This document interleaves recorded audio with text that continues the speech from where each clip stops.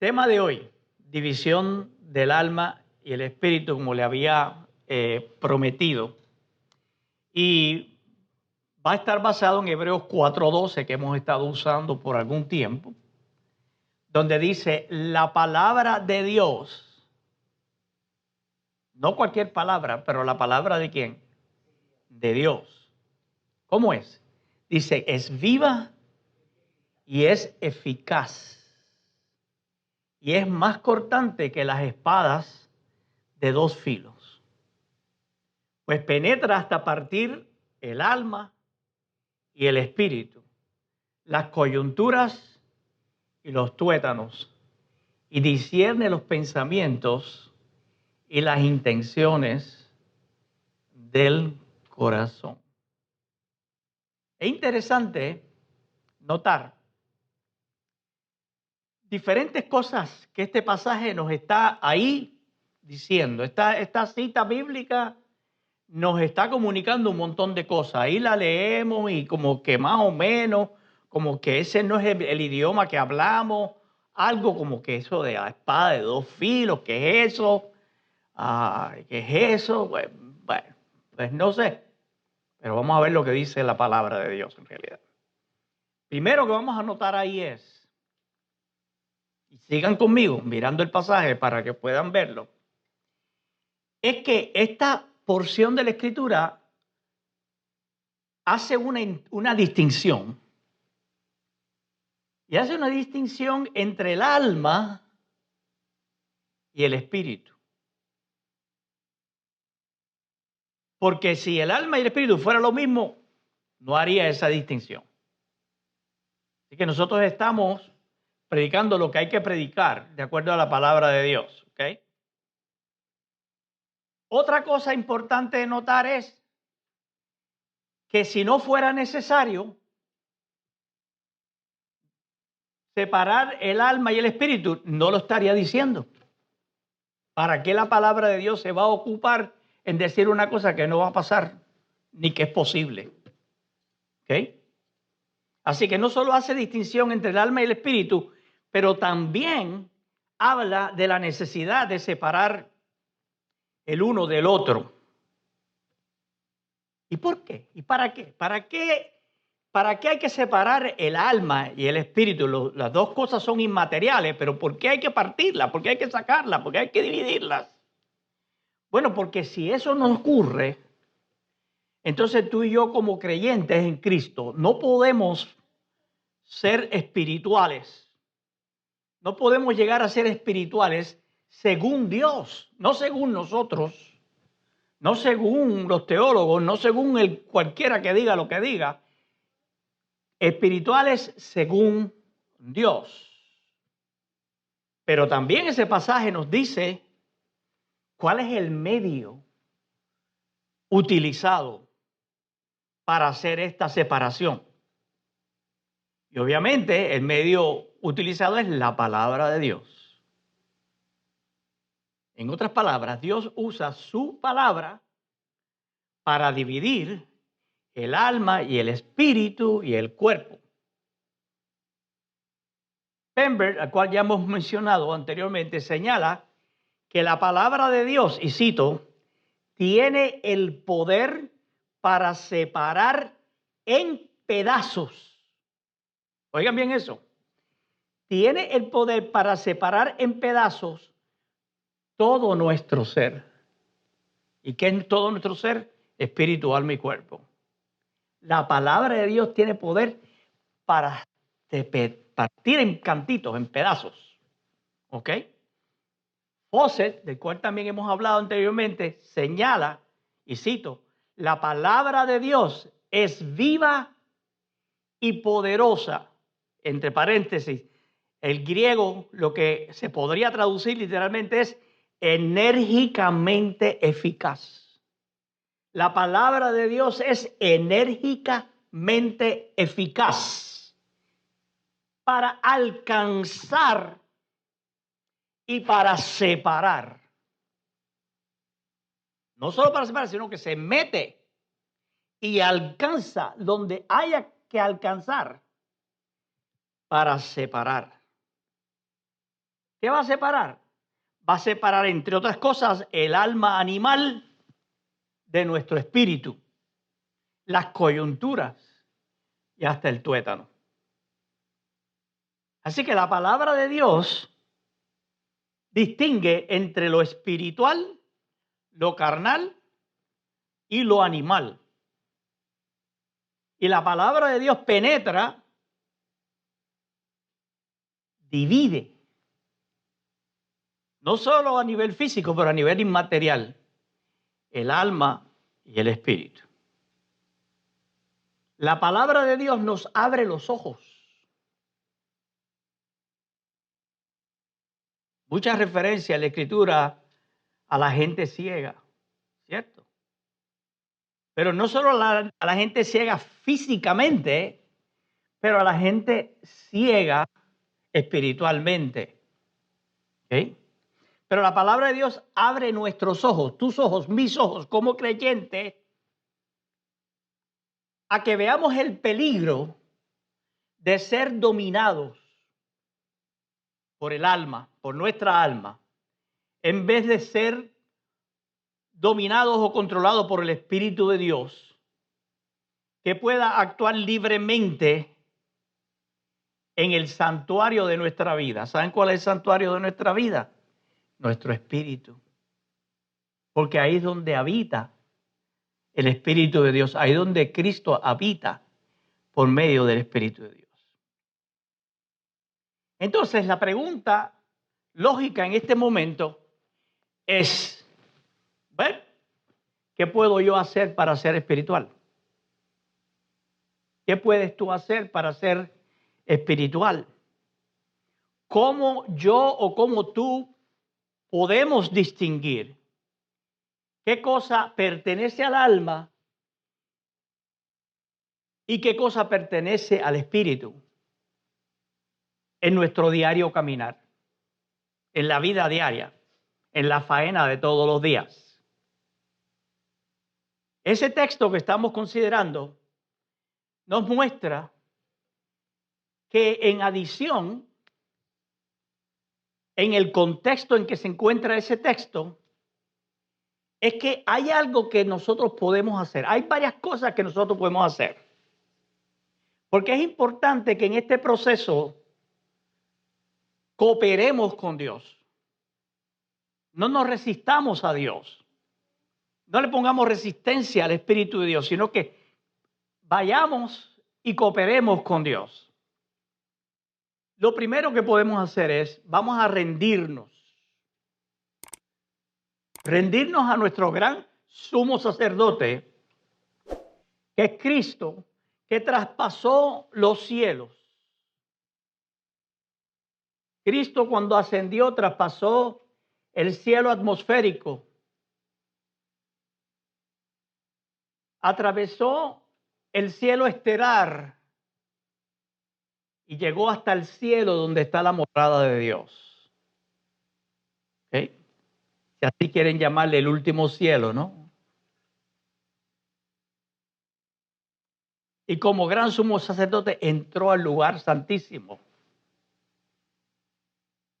Así que Jesús traspasó los cielos,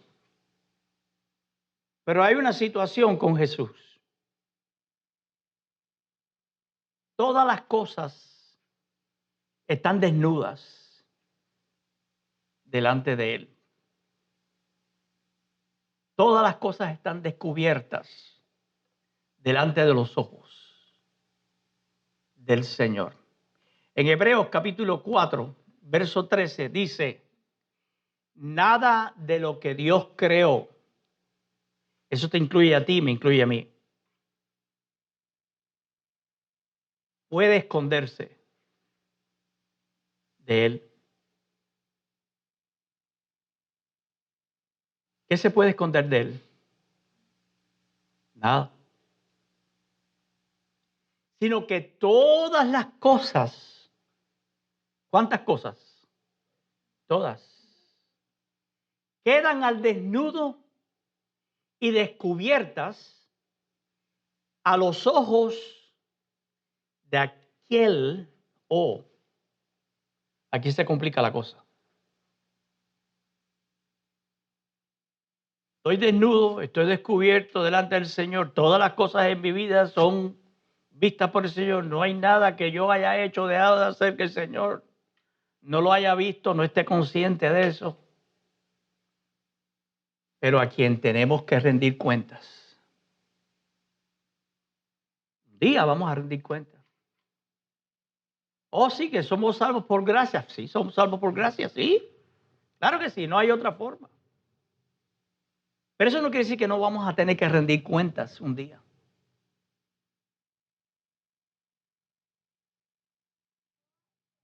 Como gran sumo sacerdote, y para aquellos que no entienden lo que era la labor del sumo sacerdote, el sumo sacerdote en el Antiguo Testamento, en el pueblo hebreo, era aquel sacerdote que era elegido especialmente para eso, donde entraba una sola vez al año al lugar santísimo. Ahorita vamos a ver una gráfica que nos va a mostrar lo que yo estoy diciendo ahora.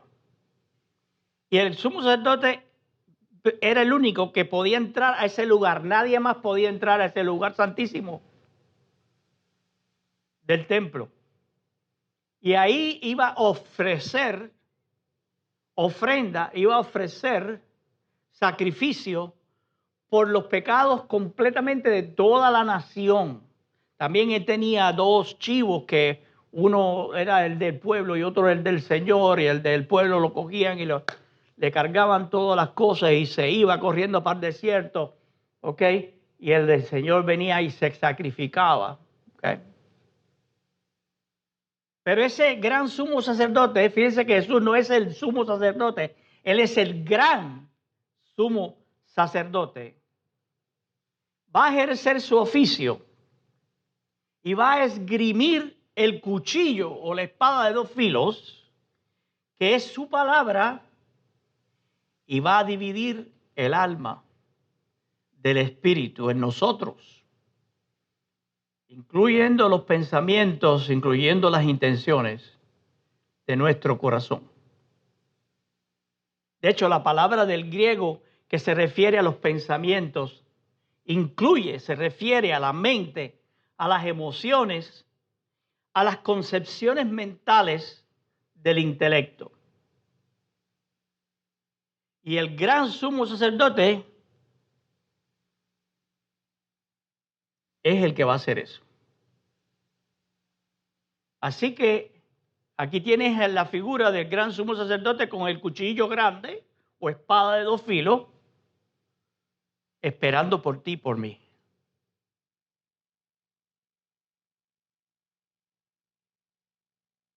¿Cuántos estamos dispuestos a ir al altar y decirle al Señor, Señor,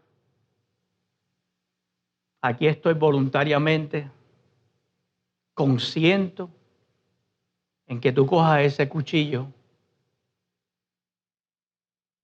y tú penetres y tú partas lo que haya que partir y tú divides lo que haya que dividir? Imagínate, de quien no nos podemos esconder, de que todo lo ve, de que todo lo sabe. La persona que es el rey del universo, creador de todas las cosas, la persona más poderosa que existe en todo el universo, tú y yo, frente a esa persona, y esa persona con un cuchillo inmenso, de dos filos, listo para cortar.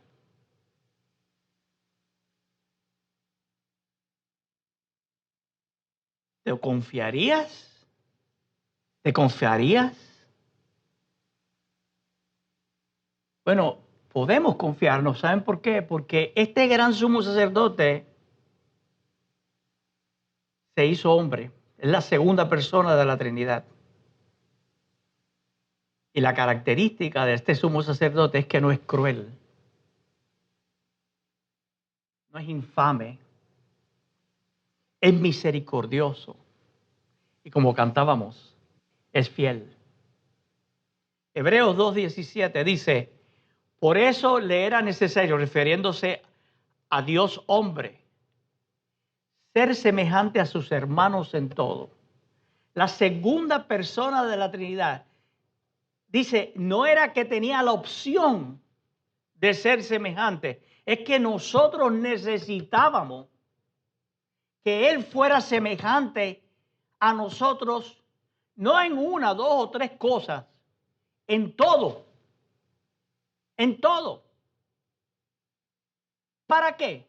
Para que llegara a ser un sumo sacerdote misericordioso y fiel en lo que a Dios se refiere y expiara los pecados del pueblo. En otras palabras, aquí está el gran sumo sacerdote, el Señor, con el cuchillo y la espada de dos filos, listo para cortarte en pedacitos y separar el alma y el espíritu y separar lo que haya que separar, pero es misericordioso y es fiel. Es capaz de simpatizar con nuestras debilidades. Próximo pasaje. Bueno, aquí tenemos la división del templo. Si ustedes se fijan bien ahí, voy a mirar acá esta presentación para poder leer. Eso es más o menos la división del templo. La parte de abajo está abierta porque por ahí era la entrada principal. Cuando tú entrabas al puerto, al templo, la primera parte es el patio exterior, que estaba hecha de una pared sólida y gruesa de piedra bien conocida. Nosotros podemos decir que ese es el cuerpo nuestro, porque somos tres partes, ¿verdad? Tripartitas. Luego hay otra entrada que se entra y ese es el lugar santo, que es el edificio de piedra algo conocido, el alma, la personalidad. Y esa línea entrecortada era un velo, era una cortina que dividía, porque detrás de esa cortina estaba el lugar santísimo, donde solamente era una persona una vez al año que podía entrar, y era el sumo sacerdote, dividido por esa cortina muy poco conocida, podemos decir, el Espíritu. Fíjense la similitud que hay entre el templo físico y nosotros, que dice la Escritura que somos el templo del Espíritu Santo de Dios. Se creía que Dios estaba y habitaba en el lugar santísimo, ahí. Obviamente Dios está en todas partes, ¿no? Lo sabemos. Pero para el pueblo hebreo, Dios estaba ahí. Y el sumo sacerdote no podía cometer ningún error. Si quería salir vivo de ahí, no podía cometer un error. Muchos dicen que el sumo sacerdote le amarraban un pie con una soga larga, porque si pasaba después de un tiempo prudencial, el sumo sacerdote no salía, es que hizo algo malo allá adentro y Dios lo eliminó. Y tenían que sacarlo, porque nadie podía entrar al lugar. Tenían que sacarlo con una soga para afuera. Pero Jesús es el gran sumo sacerdote que traspasó los cielos y llegó al lugar santísimo. Y en ti y en mí, nuestro espíritu es el lugar santísimo, porque ahí es donde vive y mora el Espíritu Santo de Dios. Porque no tenemos un sumo sacerdote que no pueda compadecerse de nuestras debilidades, sino uno que fue tentado en todo de la misma manera que nosotros, aunque sin pecado. ¿Okay? Ahora,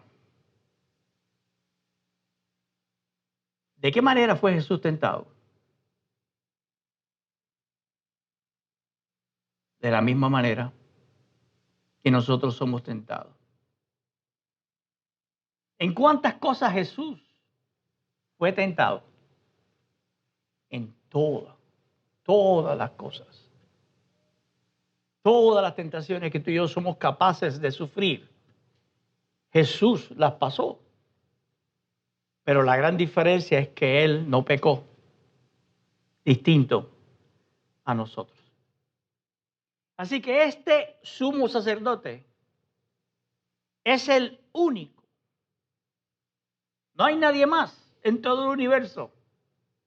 Es el único que puede tomar el cuchillo sacrificial y pacientemente puede dividir nuestra vida almática y puede penetrar nuestros pensamientos y puede penetrar nuestras emociones, puede penetrar el intelecto y aún puede penetrar nuestras concepciones mentales. Qué tremendo trabajo para ser realizado por este gran sumo sacerdote. ¿Cómo puede? ¿Cómo puede la vida animal del alma, que ha penetrado nuestras coyunturas y los tuétanos, ser seguida y ser desalojada de tal manera que nuestro espíritu, que está habitado por el Espíritu Santo de Dios, sea el que pueda dominar y que todo pensamiento nuestro pueda ser traído en cautividad a la obediencia de Cristo Jesús? Nuestro gran sumo sacerdote no va a fallar. No va a fallar. No se va a desanimar en traer victoria. Ojo aquí. Aquellos de nosotros que se confíen a sí mismos en las manos del gran sumo sacerdote. Que nos confiemos en las manos de aquel que empuña el cuchillo de su palabra viva y eficaz por el Espíritu Santo de Dios. Ahora, ¿cuáles son los pasos? ¿Cuál es nuestra participación en este proceso? ¿Cuál es la cooperación tuya y mía como creyentes con el gran sumo sacerdote en esta labor tan delicada? En primer lugar, necesitamos rendir todo nuestro ser. ¿Y cuál es todo nuestro ser? Espíritu, alma y cuerpo, ¿cierto? Necesitamos ofrecernos como ofrenda quemada en el altar de la cruz,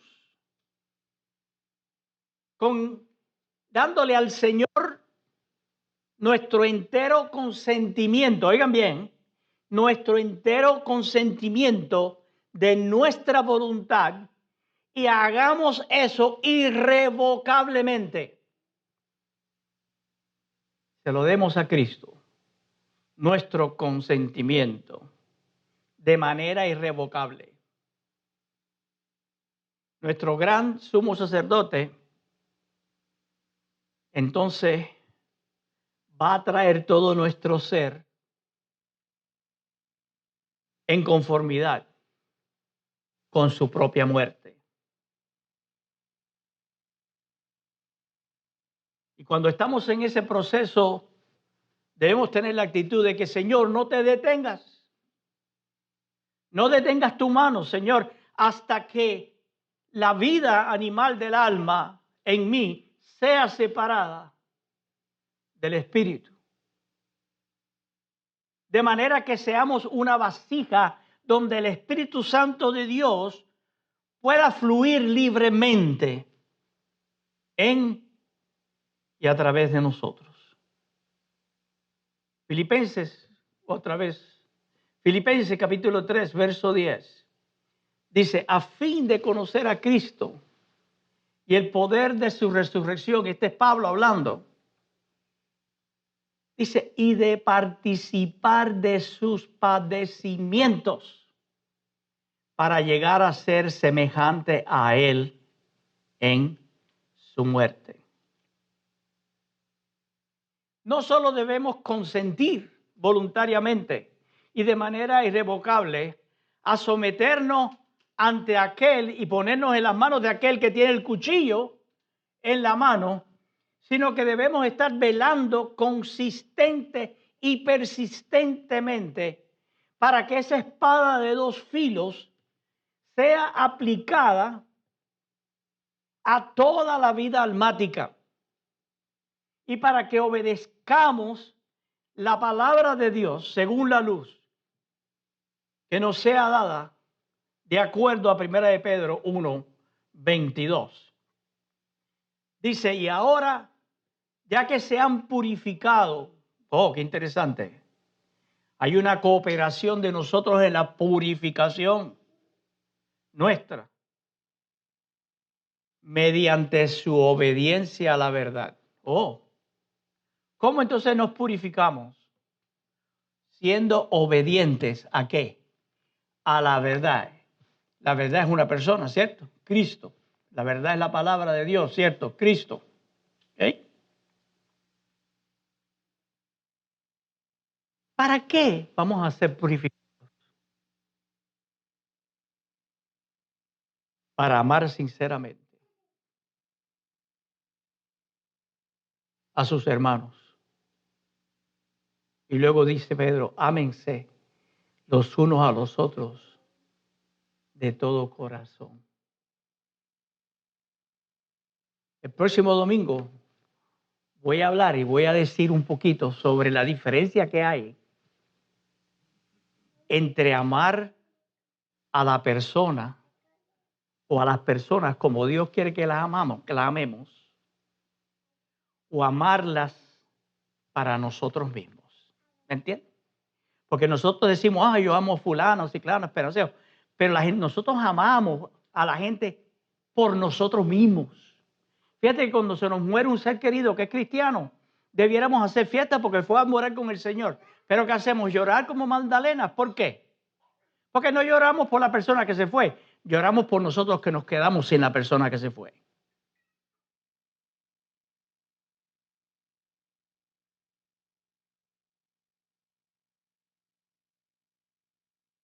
Diariamente hay que tomar la cruz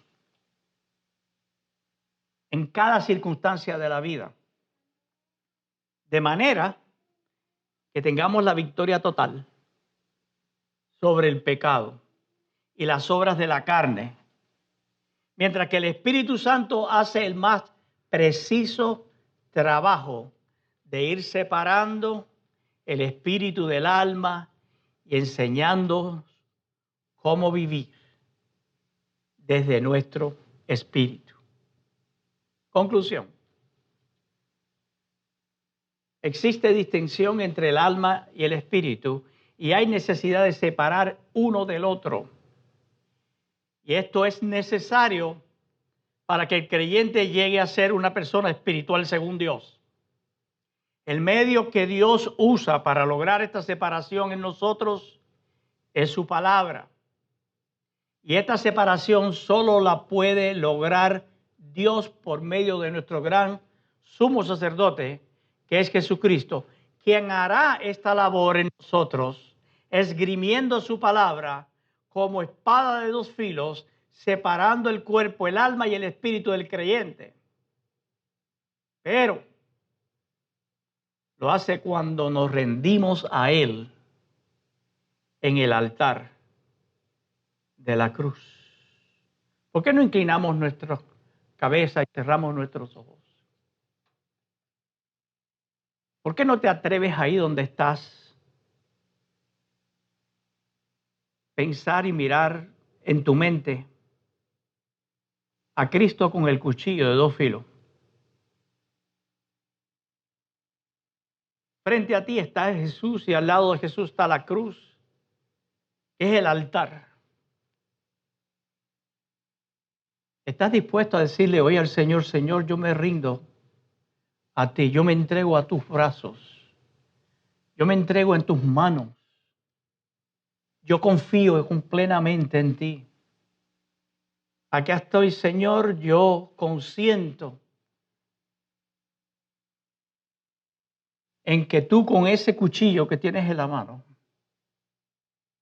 cortes, separes todo aquello que necesita ser penetrado y separado en mí, en este día. ¿Estás dispuesto a hacer eso? ¿Estás dispuesto a que el Señor haga su trabajo necesario? ¿Estás dispuesto a ir a la cruz y rendirte como ofrenda viva a Dios, como culto racional?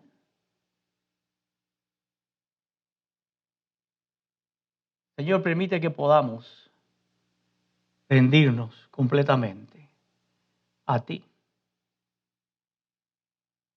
y decirte: toma, Señor, aquí tienes el cuchillo, cógelo en tu mano y haz conmigo como tú creas que debes hacer. Sé que el proceso va a ser doloroso,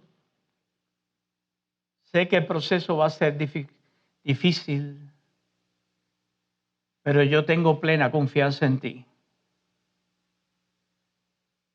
de que tú serás misericordioso, que tú te vas a compadecer y que tú lo vas a hacer con mucha delicadeza y con tu gran amor, pero haz tu trabajo como gran sumo sacerdote en mi vida. Gracias, Señor. Amén. Que el Señor les bendiga. Quedamos despedidos así. Fuerte, Él es bueno y para siempre es tu misericordia, Señor.